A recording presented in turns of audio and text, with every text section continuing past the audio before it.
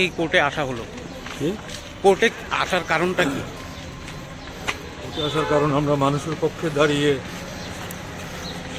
সরকারের জনবিরোধী ভূমিকার বিরুদ্ধে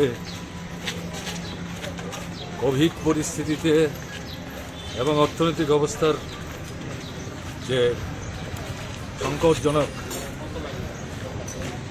পরিস্থিতি তার বিরুদ্ধে আন্দোলন করতে গেছি। তার জন্য তারা আমাদের বিরুদ্ধে মামলা সাজিয়ে নিয়ে এসছে।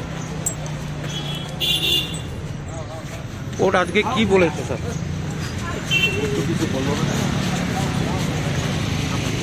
হ্যাঁ, কোর্ট কিছু বলেনি তো। আমাদের তো 5 মিনিট মাত্র রাখতে